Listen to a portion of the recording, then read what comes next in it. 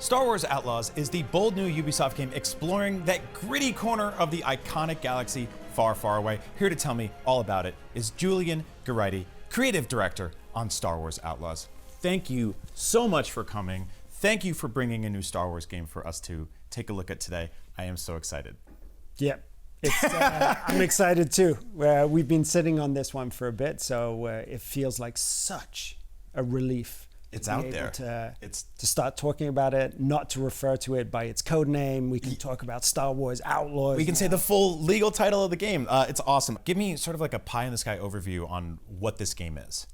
So the way we like to think of this game is that it's the first ever Star Wars open world experience. It's the scoundrel adventure set between Empire Strikes Back and Return of the Jedi that's me as a 7-year-old kid would have loved to have played. So this is, starting with the scoundrel archetype, fancy, going out to, okay, but what could be cool to add to that open world, being able to have a speeder, a ship, being able to explore not only different planets, but space and jump from hyperspace to another system, another planet, all of that stuff within one experience. What was something you were kind of looking to create when you thought about how big should this world be? How interconnected should it be in terms of like traveling from place to place? So, when we were working on the high level concepts, the first concept was a true scoundrel adventure. And that means, thinking about how we adapt combat to a scoundrel archetype. But the second was all about the beauty and the joy of exploration and having these beautiful, exotic, but familiar landscapes and being able to go out and explore those on your speeder. And then, because we wanted to make it a little bit bigger, multi-planet space, open space gameplay as well. Right. So being able to jump into your ship, go into orbit, discover what's there, get tangled into a few dogfights, a little bit of exploration, and then hyper jump into a completely different system. Right. So you're effectively trying to find this balance between the intimacy of scrappy little gunfights and fisticuffs, and then big battles in space. Absolutely. And the let's say connective tissue in between all of that are the characters. Right. Because when you close your eyes and you think of Star Wars, it's not just the ships, it's not just the blasters, the materials that you see, but it's also the incredible characters, both alien and human, that you meet. And that's really the propelling red thread of the adventure that we're going to have. You're tangling with the underworld, you're tangling with the most ruthless criminal syndicates out there, but the characters are what makes you want to go on, to go forwards. And it's really something we took a lot of pride in. So there's a lot of player choices in cinematics and in gameplay that will, craft a story that really feels unique to you. We have seen morally gray, morally kind of like ethically ambiguous characters in Star Wars media and in games a lot. They're usually Jedi though, right? Like it's usually just like, is it the light side, the dark side, blah, blah, blah. This feels more like that Han Solo scrappy scoundrel. She's bar fighting, punching people in the face, no holds barred, not holding back. Tell me how you landed on this sort of archetype around this character, because I love it. We started off when thinking about the project and kicking off the process with Lucasfilm Games, we started off thinking about what archetype within the Star Wars archetypes could we really lean into, and could we develop a really interesting and different gameplay experience around. And for us, that was the scoundrel fancy. So the scoundrel fancy, it's a very Star Wars word. It's every time I used it in head office in France, they were like, it's a bit old-timey word. It's okay. It's like pirate terminology, right? But that's why, it explains Star Wars Outlaws at the end of the day. So that was the fancy. And then once you have that box and you're thinking, what can we do with an outlaw style gameplay? Right. You start thinking of the narrative elements too. And what we wanted to do is to show somebody who was a rookie, somebody who's just starting out, a petty thief that finds themselves like making one bad decision after another and ending up in an incredible situation where they're tangling with the underworld and the most unsavory characters in the whole galaxy, which are my favorite. Like I saw Jabba the Hutt and I geeked out. Like he's on my shirt today. Like I love that character, and it's not just Jabba the Hutt. It's Jabba the Hutt getting, his Amazon delivery driver is bringing him Han Solo in carbonite. A carbonite surprise, yeah. And that seeing a game set between Empire and Return of the Jedi. Return of the Jedi is my favorite Star Wars movie. I recognize that Empire is the better film, but Jedi's more fun.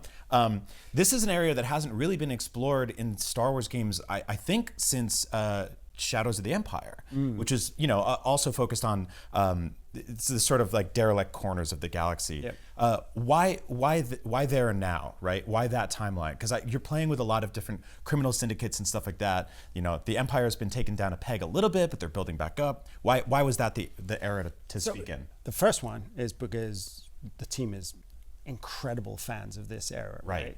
The second is that this is the perfect era. And when we were, starting off the discussions with Lucasfilm, it was very clear that 1 year period between Empire Strikes Back and Return of the Jedi, that's where the rebels aren't part of the picture, the Empire is taking more and more control, but the syndicates, they're taking more power. They're exploiting all of these weaknesses. Right. So it really is a moment where the underworld is thriving. And there's no better situation for an established or a rookie scoundrel to cut their teeth than this particular moment. Yeah. Now, one of the things I really want to dig into here, because it's really special and it's very varied, is the gameplay itself. We saw fisticuffs. Yep. We saw stealth. We saw gunplay. We saw hopping onto a speeder bike, standing on the speeder bike first, like the coolest kid in your neighborhood, right? Who was just like would hop on his bike and roll down the hill. Then going at space and ship combat. Yep. So tell me how about that flow. Talk about how all of that breaks down, the freedom and creativity there. I think, again, you have to start off with that one idea of how do we really lean into the scoundrel archetype and the scoundrel gameplay, and what makes that special. So combat, fisticuffs, absolutely a part of your arsenal. Gadgets, guns, definitely. But this isn't, a hyper-trained military precision agent. Right. This is a resourceful underdog who's going to take every possible opportunity to get out of a situation alive, no matter how elegant or inelegant that's going to be. Right. So it's about using nicks as well to attack, to pick up weapons, to be able to have some more firepower for a while. We see that in this sequence here. And Nix is interacting with environmental objects, almost like hacking them, right? Yeah. Pressing levers, buttons, sneaking being a through. nuisance. Yeah. And then, of course, you're going to have stealth because you're a thief. And sometimes the best course of action is not tangling with the Empire or some syndicates. And then you've got your speeder, and that grows your access in these huge open world environments. So here we saw it in Tashara, jump on your speeder, and that's it. The world is open to you. And you're going to be driven by your goals, but we're trying to make it so that you're always distracted by little things. A ship may fly overhead. You could follow to where it lands. See if there's an adventure that calls you when that happens. And then, space. That's the other frontier that we wanted to break down seamlessly. Jump in your ship, go into the atmosphere, explore the orbit, get into firefights in space, from intimate dogfights, a little bit like this one, to taking down much, much larger vessels. Wow. Now, in terms of your ship, your speeder, stuff like that, even down to your blaster, your pistol, right? Are these things that you'll be able to upgrade or amend in any kind of meaningful ways? Yeah. They're all designed with very light RPG elements to them. Oh, awesome. So, it's part of the toolkit of progression in general, is to give you those goals. And being able to upgrade your speeder is going to allow you to explore wider areas. Being able to upgrade your blaster will allow you to have different functions on it. Here we saw that she had to swap a module Right. to take down the shield of a pike before taking him out with a good punch with a gun, but in the face. So there's a lot of things that we're allowing you to personalize and to customize to your will as well there. What was something you knew you absolutely had to get right about combat in general? Like what was, because I know your studio's done gunplay before and you nailed it, but now you're flying through space and you're taking down TIE fighters and stuff. That's a whole new world, right? I think you really have to divide this into two games in terms of like the combat. In terms of space, our singular objective there was to focus on the accessibility of being able to fly and shoot at the same time. So it was real, thrilling, very fast, very, very accessible so that anyone could pick up and play and have a good time. So it's not a simulation at all. Right. And for pure gunplay, it's how do we make sure that you feel like a resourceful underdog, that you feel that you're taking a trick shot, you're taking a chance when you pick up your blaster. That's very different from what we've done in the past. And, it will create the identity of this game when it comes out as well. There aren't other games where you play a scoundrel, resourceful underdog at the end of the day. No, especially not when it flies into space and goes through hyperspeed and all that fun stuff. The scale of this game, obviously, like so much to reveal, so much to work on. You've got to go back to your studio at the end of this week and finish making it. Obviously, there's so much to do there. Can you give us sort of at least paint a bit of a picture about how big this game is? We've featured a lot of different locations. Every location, what we're trying to do is to have a really peculiar and distinct player profile to it. So playing in Tashara will feel very different from playing in Kijimi, for example. So it's about the varied gameplay experiences that we can weave together there. From planet to planet. Exactly. Yeah. That's what we're focusing on. Which is like always been one of my favorite things about Star Wars, right? Like Hoth and Tatooine feel completely different. Completely. Yeah. And give you really different opportunities. Yeah.